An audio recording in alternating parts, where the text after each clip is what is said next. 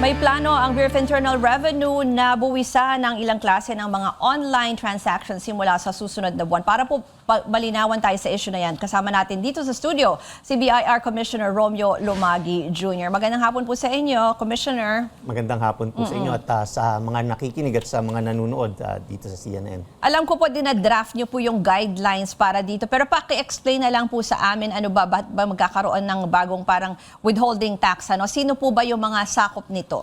Well, unang-una, linawin po natin na itong ginagawa po namin ay hindi panibagong buwis. Ito po ay buwis sa mga online sellers, pero kasi lahat naman ng nagnenegosyo, lahat ng kumikita ay kinakailangan rehistrado sa BIR at kinakailangan na magbayad ng tax. So itong withholding tax na ito ay pamamaraan lamang kung paano maikokolekta ang buwis na talaga namang nandyan na nung simula pa lang na magnegosyo sila. Kasi sinasabi nila panibagong buwis, panibagong pagpapahirap. Pero hindi naman. So ngayon, lahat ng mga involved sa mga online selling, sa social media na kumikita, ay kinakailangan rehistrado at yung mga social media platforms ay magwi-withhold sa kanila ng 1% of half of gross revenues. Yan po yung tinatarget natin na rate. At para din naman dun sa nagkokomento na paano naman kaming mga mahihirap, kakaunti lang ang kinikita namin at bubuwisan pa. Well, unang-una, again, dahil nagnenegosyo tayo ay kinakailangan talaga rehistrado. Pero pangalawa, andyan naman yung mekanismo natin na makakatulong din sa mga maliliit lang ang kita. Hindi naman lahat ng kumikita online ay mawi-withholdan na kung maliit lang naman ang benta. Ngayon, tina-target natin dyan, may range pa. Tina-final pa natin kung 250,000 or more. Pero dahil para makatulong pa sa ating mga kababayan na engage in online na transactions, baka pataasan pa natin ang threshold nito.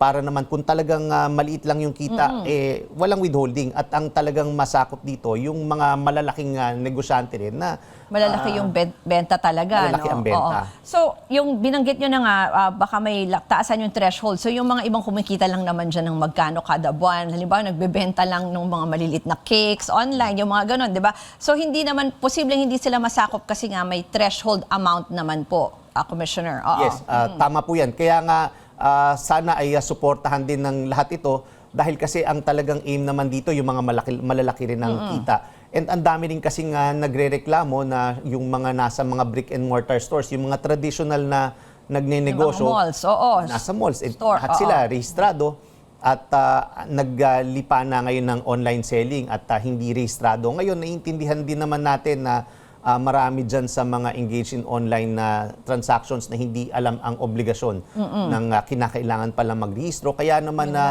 ngayon na ginagawa natin ay we want to really extend our efforts also to educate the public na kapag nagnenegosyo na ganyan, kinakailangan magrehistro. Bago ko gustong balikan din yung registration kasi, Commissioner, pero ito munang yung planong tax, ano. So, ang mangyayari po dito, yung mga online platforms po ang mag-re-remit, sila yung magbabawas at i-remit sa BIR, not yung the individual sellers. Tama po. So, ngayon, dahil kasi sila yung payment ng mga buyers, dumadaan dito sa mga to, sila ang magwi-withhold ngayon bago nila ibigay yung benta doon sa seller ay nagkaltas na at maliit lang ito, hindi ito malaking amount. 1% of half lang. Oo.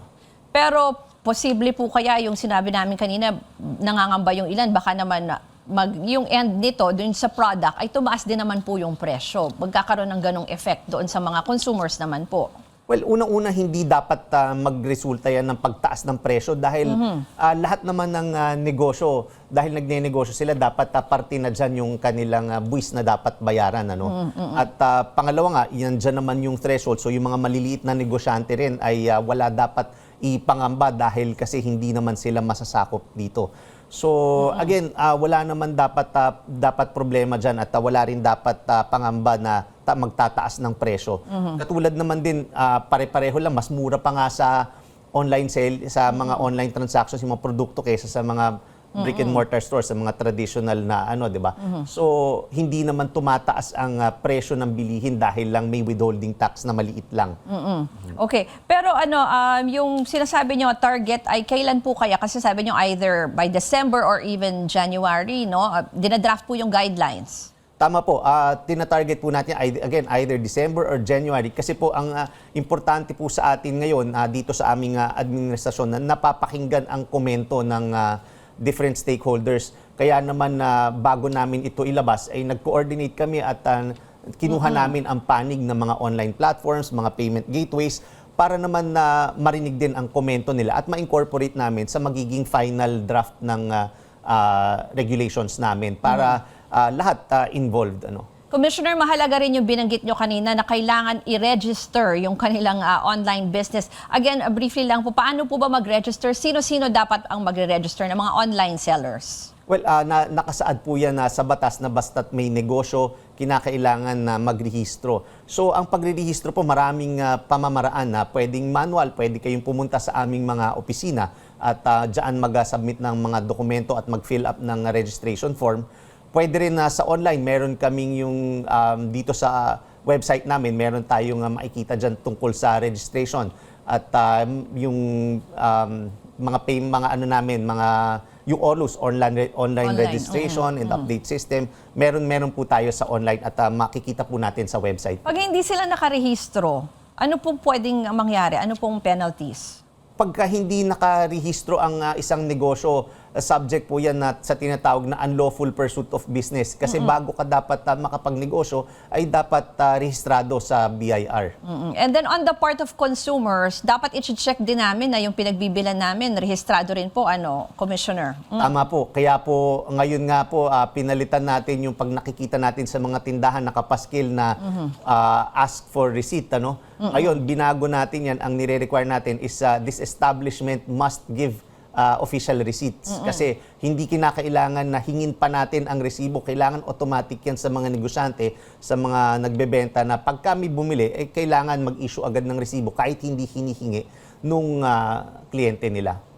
Pero Commissioner, minsan ako din pag bumibili minsan wala ring pagtanggap mo, wala rin pong resibo eh. Paano po 'yun? Kung may irereklamo, pwede po bang ireklamo 'yon? Pwede po kapag naka-encounter kayo ng establishment na hindi nag-i-issue ng resibo, ay pwede niyo yan itawag sa amin at ireklamo. Pwede rin doon sa aming website. Meron doon na si Revi, yung chatbot natin. Pwede kayong mag-submit ng reklamo doon. May specific na item doon na no OR complaint. Meaning no official receipt complaint. So, irereklamo niyo lang doon. At ta-actionan po namin yan. Pwede rin kayong mag-email sa aming tanggapan na nandyan po yan. Mapwede po natin gawin yan. Siguro para lang sa kaalaman ng mga manonood, Commissioner, ba't ba importante na magkaroon ng resibo? Kasi minsan, di ba, when you try to return or hindi po, parang yung rights mo as a consumer, parang nababawasan din, Well, tama po. Again, pagka sinusoli nga, hinihingi yung resibo. At pangalawa, kapag kami resibo kasi mas mahihirapan silang mandaya ng revenues kasi dahil may resibong na issue at rehistrado yung siguraduhin lang natin na yung resibong natatanggap natin ay rehistrado sa BIR. Makikita naman yung registration details niyan para masigurado natin na yung resibong nakuha natin ay rehistrado sa BIR. At yan ay magre-reflect ng totoo nilang benta at revenues. Kaya naman ma-check natin kung totoo ba ang nire-report nila sa aming ahensya. Huli na lang, Commissioner, paalala niyo po dito sa mga online sellers, lalo na magpapasko, inaasahan natin na talagang magbo-boom din ang e-commerce at this time. Sellers and even yung mga mamimili po. Well, again, ang paalala po natin sa mga, dahil nga po sa panahon ngayon ay lumalaki na rin po ang transaction sa online at dito sa social media platforms ay marami ng bentahan na nangyayari. Alamin po natin ang obligasyon na magbayad at magrehistro sa BIR at magbayad ng buwis. Huwag niyo pong katakutan ng BIR. Tutulungan po namin kayo. Gagabayan po namin kayo kung ano ang obligasyon na kailangan niyong gawin. Pumunta lamang po kayo sa aming ahensya at makipag-coordinate at para matulungan kayo na magrehistro. Gawin po natin ito dahil ang buwis naman po ay ginagamit ng pamahalaan natin para sa mga infrastruktura, sa mga social welfare services. So ang buwis na binabayad natin ay siya ring nagpapaangat sa ating bayan, kaya naman napaka-importante ang pagbabayad ng buwis. Maraming pong salamat kay BIR Commissioner Romeo Lumagi Jr.